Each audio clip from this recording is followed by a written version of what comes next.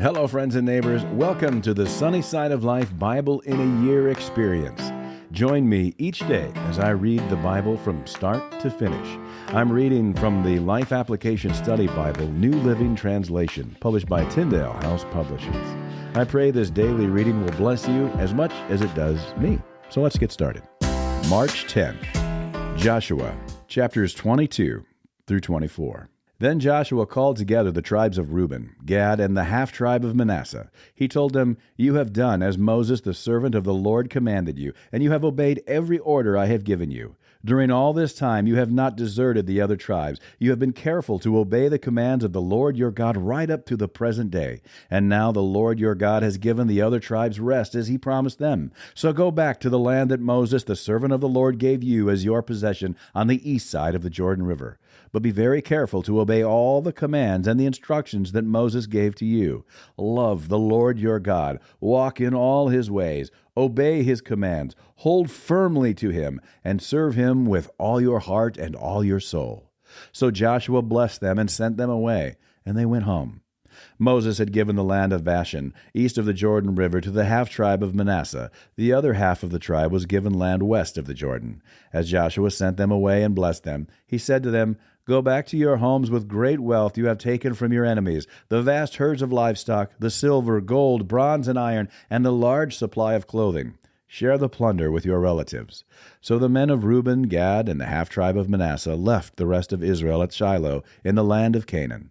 They started the journey back to their own land of Gilead, the territory that belonged to them according to the Lord's command through Moses. But while they were still in Canaan, and when they came to a place called Galiloth, near the Jordan River, the men of Reuben, Gad, and the half-tribe of Manasseh stopped to build a large and imposing altar. The rest of Israel heard that the people of Reuben, Gad, and the half-tribe of Manasseh had built an altar at Galiloth at the edge of the land of Canaan on the west side of the Jordan River. So the whole community of Israel gathered at Shiloh and prepared to go to war against them.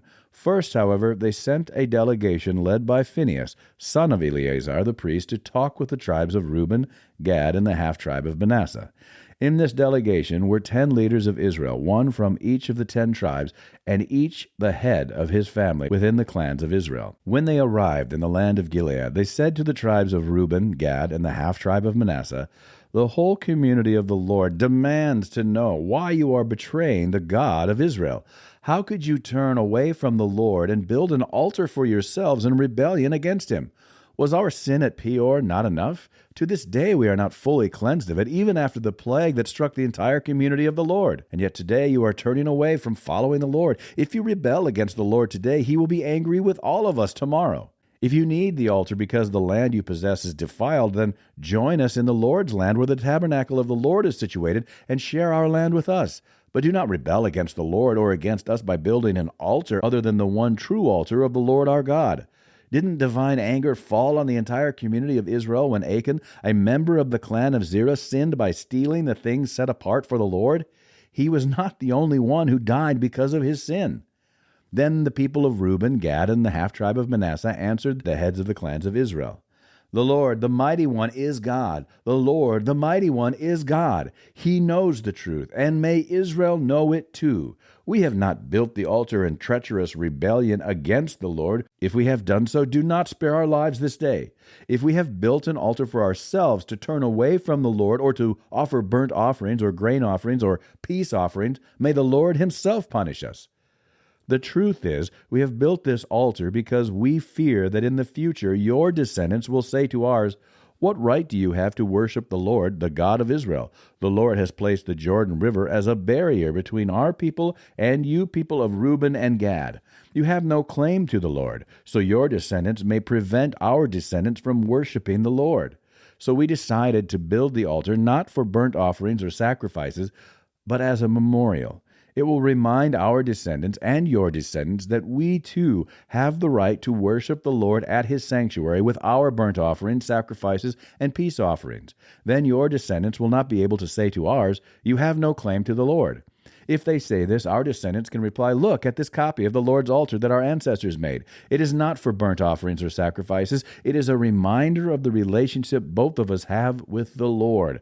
Far be it from us to rebel against the Lord or turn away from Him by building our own altar for burnt offerings, grain offerings, or sacrifices. Only the altar of the Lord our God that stands in front of the tabernacle may be used for that purpose." When Phinehas the priest and the leaders of the community, the heads of the clans of Israel, heard this from the tribes of Reuben, Gad, and the half-tribe of Manasseh, they were satisfied. Phinehas, son of Eleazar the priest, replied to them, "Today we know the Lord is among us, because you have not committed this treachery against the Lord as we thought.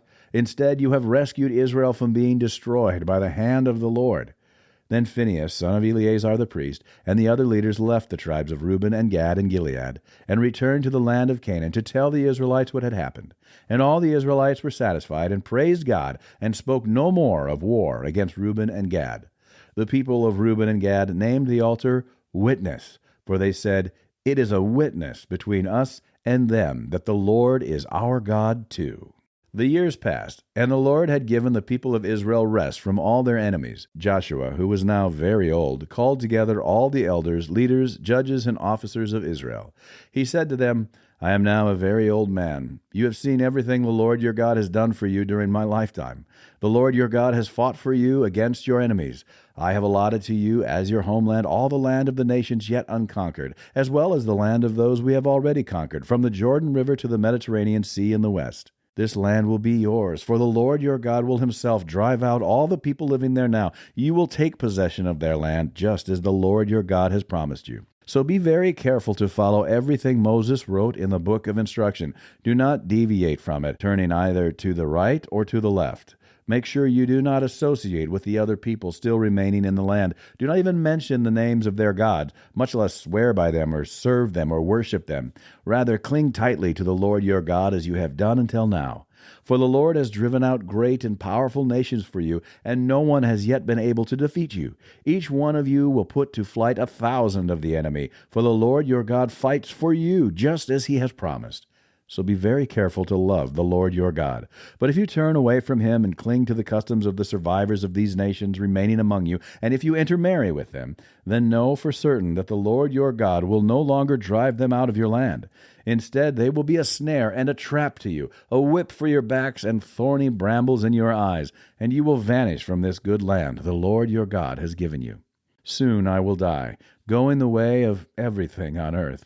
Deep in your hearts you know that every promise of the Lord your God has come true. Not a single one has failed. But as surely as the Lord your God has given you the good things he promised, he will also bring disaster on you if you disobey him. He will completely destroy you from this good land he has given you. If you break the covenant of the Lord your God by worshiping and serving other gods, his anger will burn against you, and you will quickly vanish from the land he has given you." Then Joshua summoned all the tribes of Israel to Shechem, including their elders, leaders, judges, and officers. So they came and presented themselves to God. Joshua said to the people, "This is what the Lord, the God of Israel, says. Long ago your ancestors, including Terah, the father of Abraham and Nahor, lived beyond the Euphrates River, and they worshipped other gods. But I took your ancestor Abraham from the land beyond the Euphrates and led him into the land of Canaan.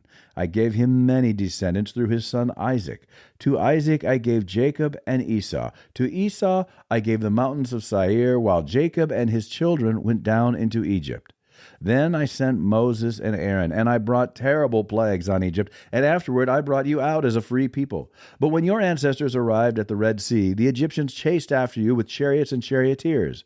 When your ancestors cried out to the Lord, I put darkness between you and the Egyptians. I brought the sea crashing down on the Egyptians, drowning them. With your very own eyes you saw what I did. Then you lived in the wilderness for many years. Finally, I brought you into the land of the Amorites on the east side of the Jordan. They fought against you, but I destroyed them before you. I gave you victory over them, and you took possession of their land. Then Balak, son of Zippor, king of Moab, started a war against Israel. He summoned Balaam, son of Beor, to curse you, but I would not listen to him. Instead, I made Balaam bless you. So I rescued you from Balak. When you crossed the Jordan River and came to Jericho, the men of Jericho fought against you, as did the Amorites, the Perizzites, the Canaanites, the Hittites, the Girgashites, the Hivites, and the Jebusites. But I gave you victory over them, and I sent terror ahead of you to drive out the 2 kings of the Amorites. It was not your swords or bows that brought you victory. I gave you land you had not worked on, and I gave you towns you did not build, the towns where you are now living. I gave you vineyards and olive groves for food, though you did not plant them. So fear the Lord and serve him wholeheartedly. Put away forever the idols your ancestors worshipped when they lived beyond the Euphrates River and in Egypt. Serve the Lord alone. But if you refuse to serve the Lord, then choose today whom you will serve. Would you prefer the gods your ancestors served beyond the Euphrates, or will it be the gods of the Amorites in whose land you now live? But as for me and my family, we will serve the Lord."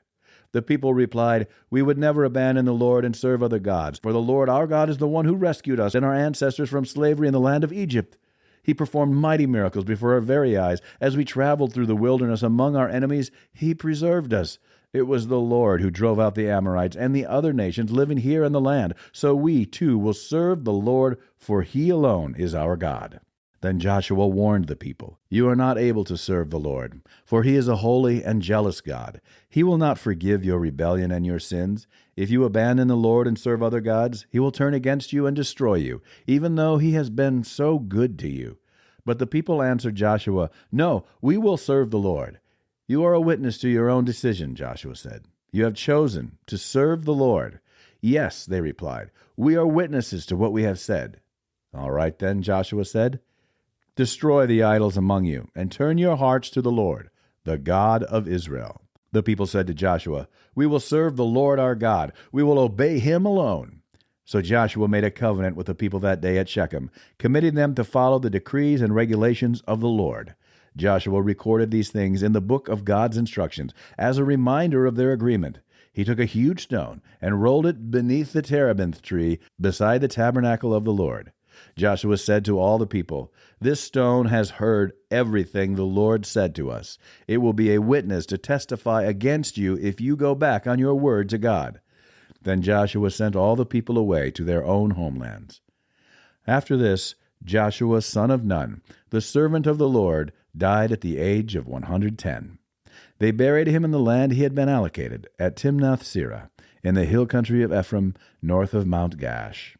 The people of Israel served the Lord throughout the lifetime of Joshua, and of the elders who outlived him, those who had personally experienced all that the Lord had done for Israel. The bones of Joseph, which the Israelites had brought along with them when they left Egypt, were buried at Shechem, in the plot of land Jacob had bought from the sons of Hamor for 100 pieces of silver. This land was located in the territory allotted to the descendants of Joseph. Eleazar, son of Aaron, also died. He was buried in the hill country of Ephraim, in the town of Gibeah, which had been given to his son Phinehas. That's it for today, friends. Feel free to read ahead on your own. Before I go, let's share the Lord's Prayer together. Our Father who art in heaven, hallowed be thy name. Thy kingdom come, thy will be done, on earth as it is in heaven. Give us this day our daily bread, and forgive us our trespasses, as we forgive those who trespass against us. Lead us not into temptation, but deliver us from evil. For thine is the kingdom, and the power, and the glory forever. Amen.